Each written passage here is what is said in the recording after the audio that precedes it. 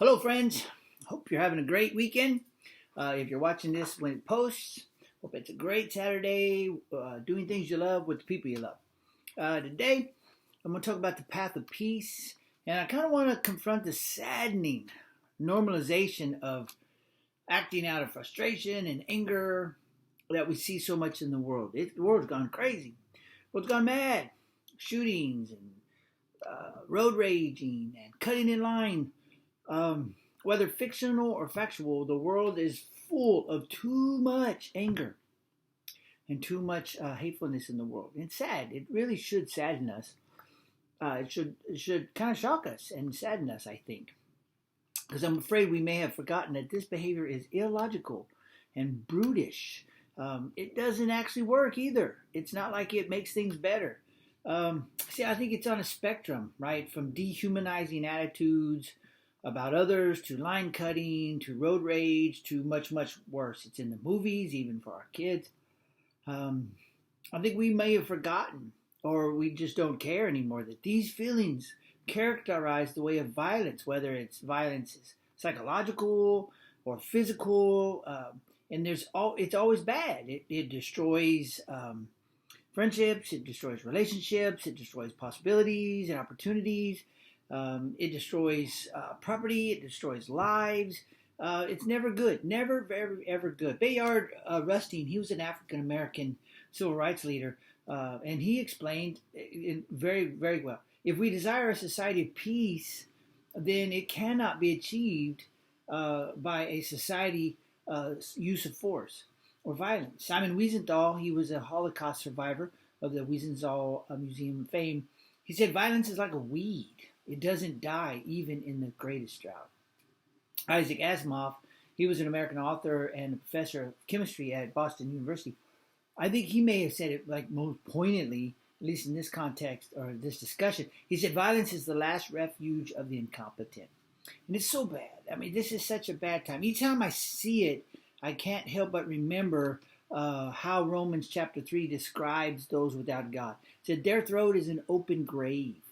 Said they deceive with their tongue.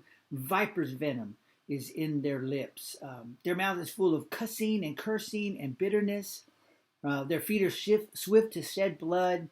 Ruin and wretchedness are in their paths, and they have not known the path of peace. This is saddening.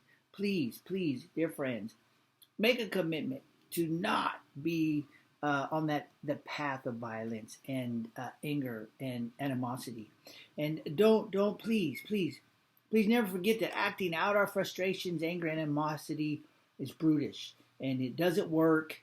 It doesn't make things better. It reflects the worst of our shared human experience, the worst, really. And now, I'm not naive or simple-minded about things. Everyone has a right to be safe. Everyone has a right to be safe, psychologically safe, physically, practically safe, safe in every way. And I support setting boundaries and creating healthy conditions for everybody, right? And I support and celebrate those who ensure law and order for all of us and the exercise of their authority to do that. So I'm not naive. I just want to remind us, especially those who are Christians, those who carry the cross and the banner and the claim. Listen, I'm 100% sure that the way of violence is not the first nor the best way to create these conditions of peace and health and wellness and goodness that we're after. It's not. Violence is not the way to get there.